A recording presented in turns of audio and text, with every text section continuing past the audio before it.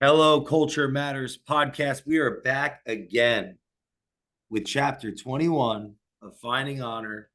Chapter Finding Honor. Here's a quote just for this episode.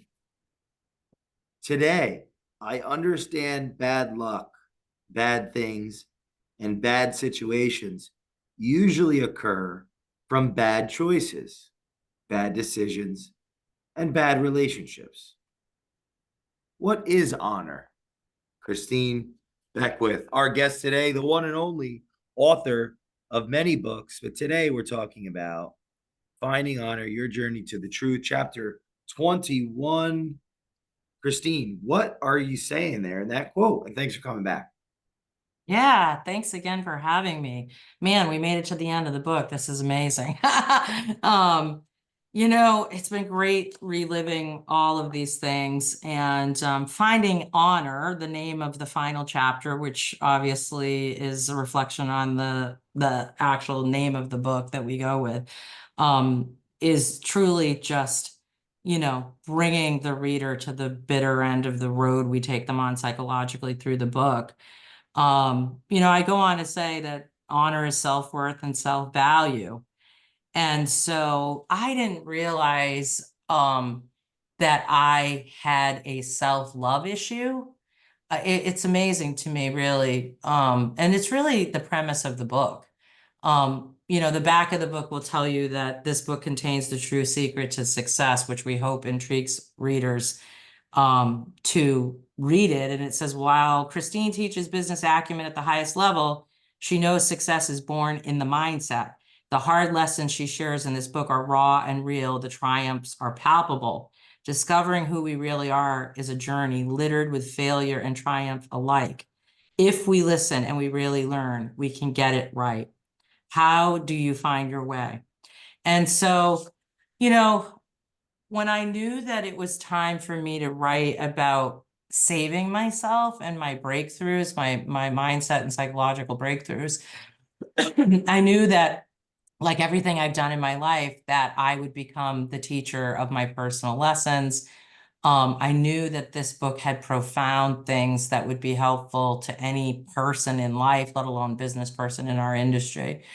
And so I opened the book about, the need, and I'm going to go to that just to read the first couple of sentences because it's a tie back to the chapter we're in and the ending. And it just says, there's a time for honor, a time for sin, a time to ask for forgiveness, to regret, a time for overcoming or shrinking, as well as growth and retribution, a time to advance and a time to retreat. Eventually, there comes a time to find honor and to honor thyself. And it sets the stage with my discovery of the fact that I'm seeking business accolades, trophies, awards, attention, which was hard to write about because, I've adjusted myself to say, well, at some point, when I got healed from having an enormous ego, and I know time does that, age does that, life, humbles you. However, we all have egos, and I have an ego to this day. You can pump my ego up, it's there. And I can certainly fall victim to, liking the desire of that. I'm a recovered, uh, you know, egotistical person, because of the fact that I am able today, or I don't even desire today, to seek out awards. I think our industry has, really sold out in this area. In fact, I just collapsed my own award, which I haven't announced anywhere else, that I give out every year, because I feel that it's become a participation pay for award industry. I really try to not be bitter when I'm looking around at people that are promoting that they're on the cover of a magazine that they paid for, or they're receiving some sort of award that I know is a company that is just trying to, stroke their clients or whatever it is. I'm looking for the true blue winners of things that really are meaningful. And I myself desire not to be on the cover of magazines or in articles that are written about unless they're organic. I don't pay for any of that. I have not paid for that for years. I haven't received an award, ironically, in a few years because I just don't need it. I don't need to pay for it. I am getting stage time and my books are giving attention to me, but I feel like it's really aligned with who I am today, more purposefully through I always have said if I die, I want to be remembered for what I wrote and what I contributed to the betterment of humankind. I think my writings and my books do that. I think my leadership today, represents that.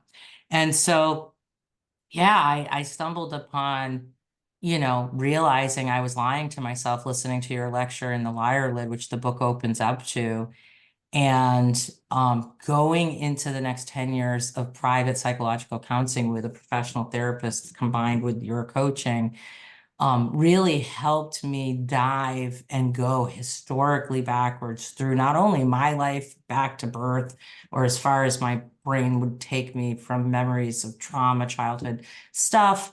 And then I had to go back through my mother's life, interestingly. And I don't mind saying that, but I would discover, and I know there's a lot of people out there like this, but my overachievement journey my whole life was a quest for my mother's approval. I had a very non-emotional mom. I had a mother that did not react to any of my success. There's a story behind it that probably set the tone for my adulthood. But even when I go into my childhood and stuff, um, there was kind of a bigger expectation for my performance. I would always joke that my older sister, if she didn't flunk something, would get a reward. And then if I had anything but A's, I would be punished. And the dichotomy of that as a child was kind of unknown. But as I became an adult and I look back, and that's one of 100 examples of a disparity that I saw in my treatment, I don't really understand today, why my mom would never give me credit beyond the point that I get to 18 years old and I'm dying to leave home. I'm very defiant as a teenager to my mother's control and authority. She was super strict. She was the disciplinary in the home. And I literally would, I was never in trouble with the law. I worked several jobs. I was self-funded through high school. I, received a lot of scholarships to go to college. I was a straight A student. I was in a lot of extracurriculum. I received numerous athletic and educational awards in my 4 years. But the whole time, I was just threatening to leave because of the places she could control. She controlled with depth, my bedtime lights out, my curfews, all of which were incredibly strict. What I wore, she would throw out clothing that I bought with my own money from my own jobs that it's never to be seen again, which is kind of funny. But she was strict. I lived in a strict atmosphere. She would inspect our drawers and our bureaus, and if they were disheveled, she'd dump them on our beds and demand us to refold everything and put them back in the drawers. And living under that was hard. And at 18, I graduated on June 24th, 1988 from high school. Sorry, June 17th. And on June 24th, which was exactly 7 days later, I left home with about $500 and a couple of boxes of stuff. I caught a ride Yeah. from my older sister. And on my way out, I said, she said, you'll be back. Like her way of processing her hurt. And I now realize she was hurt. Um, was to kind of threaten me that I'd come crawling back. And unfortunately, because of my stubbornness, I would spend many, many years suffering, alone and in kind of bad environments, refusing to go back and ask for help. I asked for help one time and I think I needed $90 for rent money, and she told me no, that I was on my own. And never again in my adult life have I ever asked for anything financially from them. And it's a blessing in hindsight because it gave me no security blanket. And I knew I was on the tightrope of life. And I can say today that, I found my way on my own. Having said all this, the reason I unpack all of that is that I would spend my adult life trying to gain her approval. I didn't realize I had already been doing that in high school and not getting it.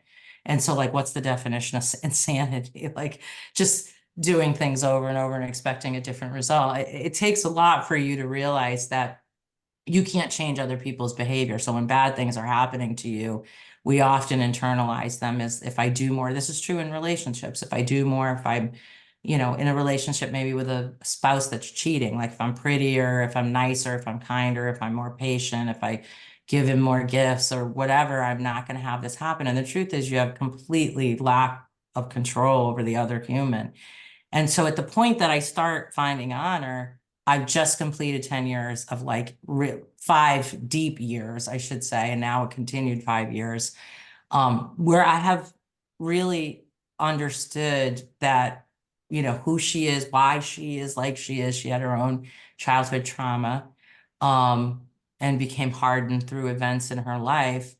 And I got to tell you, I've had to navigate some pretty difficult things as an adult, losing my sister and some other stuff. And coming to terms with who she is, why she is, because her behaviors are no different as I sit here doing this podcast. And she really does not give me much credit for any of my success, nor does she pay any attention to it. But I'm not now reaching for a void because I had to turn all of my efforts internally to understanding, do I like myself? Am I a good person? What more could I do to love myself more? And so the realization that I was seeking outside approval for a deficit helped me change that, but also looking at the things that I felt guilty about in my lifetime and wanted to change, like no longer gossiping and committing to being an honest person and telling the truth, and so on and so forth. So it's all of these things would put me in a place where I would continually start to like myself better. And I would derive love from my own purpose and what I give to the world and what I get back. I'm far more likely to feel fulfilled by having an individual in a one-on-one during the week tell me that a book I wrote changed their life and discussing that, than I would be being told I'm going to be put on a magazine cover or something like that. You think she's proud of you today? I believe she really is. I believe that at some point I vocalized her lack of, giving me credit for much. And I think it was an awakening for her moment because she like defended the fact that she was proud of me. She's getting older. She's in her 70s. And, I think that since I said that, which was within the last 10 years, I've received cards, from her on birthdays or Mother's Day where her, note in the card is how proud she is of me. Wow. And so fixing myself allowed myself to not, our relationship could not improve with me being angry at her and carrying hate in my heart. It wasn't going to get better. And I say this to everybody, if you ever have a really bad relationship, look at what you can control, because on your side of the fence, there's no doubt you're perpetuating something that is adding the fuel to the breakdown. And so what if you pivoted, even if the other person didn't deserve it, even if they didn't deserve your forgiveness, which I write about in Forgiving Your Killers in this chapter? What do you give back to yourself by taking the high road? You've taught me with social media and having haters make comments because we're so out and loud. How do you look at that hater and embrace their criticism, right or wrong? But look at them as a human being with a voice. Maybe they're hurt, maybe they're lashing out angrily for other reasons. And how do you lean into that conflict, which, again, I know that was in the last chapter, but that's a number one thing in this book that's repeatedly spoken about throughout the book, which is, how do you lean into conflict? I had a resistance and an avoidance to it. And today I teach it. Because today I can stand in hard conversations and situations and understand the way forward for real healing is to say what is hard to say, hear what is hard to say, grapple with that, resolve it to the best ability that you can, and move on.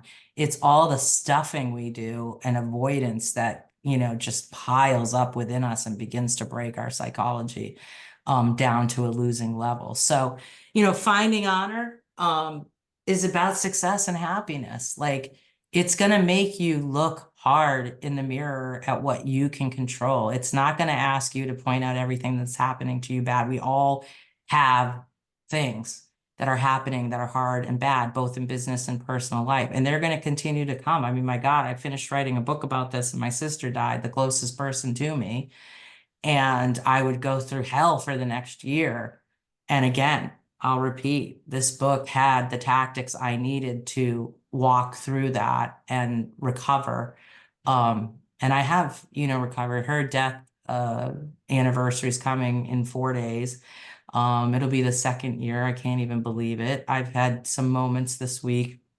I know I have like an underlying heaviness this week because you can't get to these intersections without replaying the days that led up to and the ultimate day of her passing. And so I'm allowing myself the grace, this week to feel it and um yeah, just understand that, we can't control life and we have to survive life.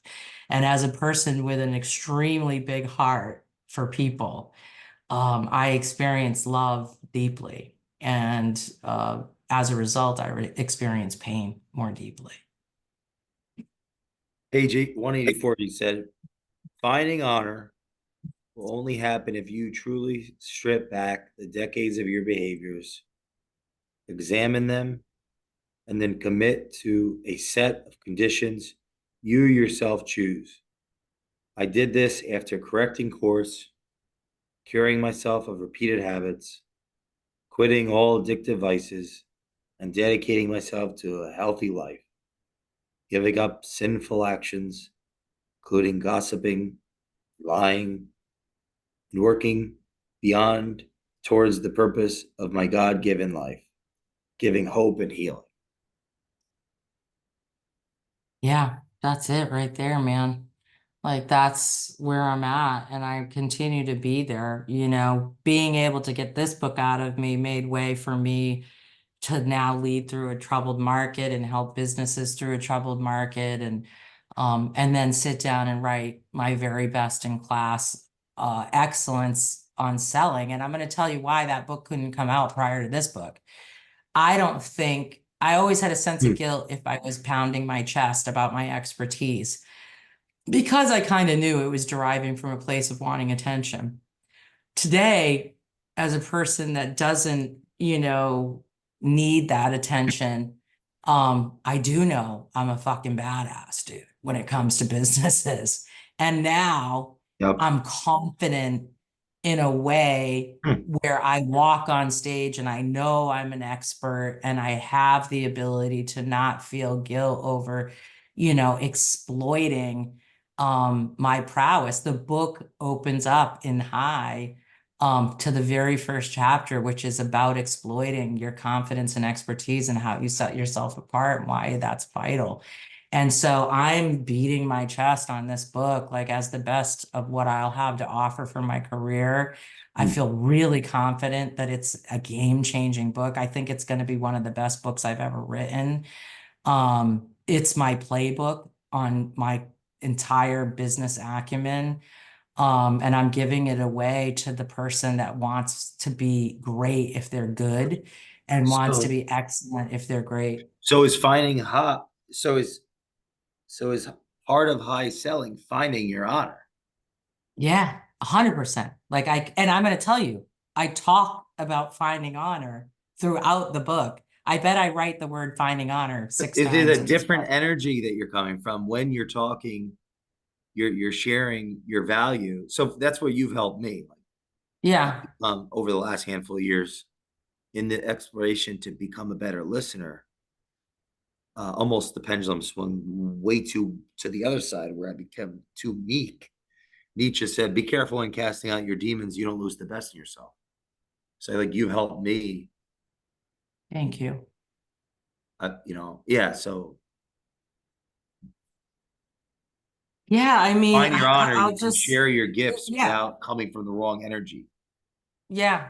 like when I write my first business book, which was the very first book I wrote, Wise Eyes See Your Way to Success. By the way, all the books get mentioned, not on purpose, but somewhere in writing this book, I would draw upon things I had written in previous books and I would name them. And it's obviously smart as an author to do that.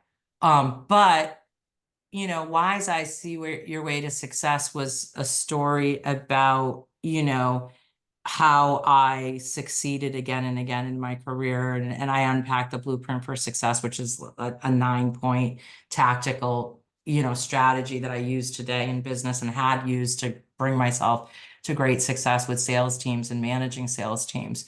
I would tell you that Wise Eyes could be a chapter in High, because High is so much more executive level leadership, entrepreneurial minded. I mean, yeah, every single book that I've written, it needed to be written in my mind. I have obviously 5 previous books that I've written.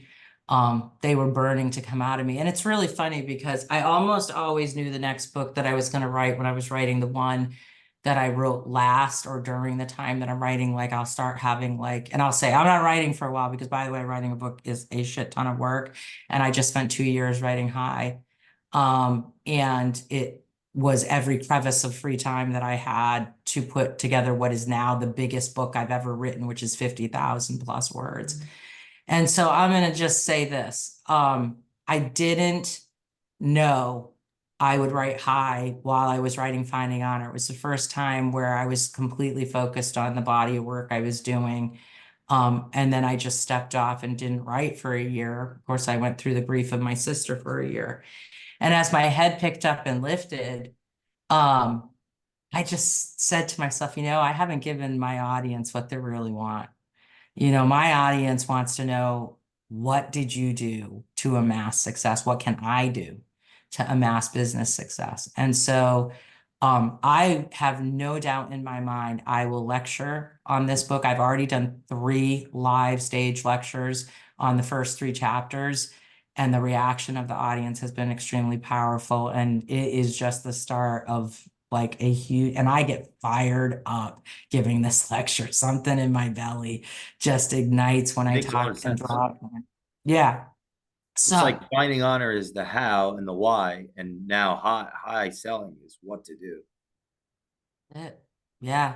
The combination of these 2 books, I'm telling you, is a powerful medicine for any human being to figure out their way forward. So Wow. yeah, I don't know what my next book's going to be either. So I didn't write High with a next book in mind. I will end by saying this.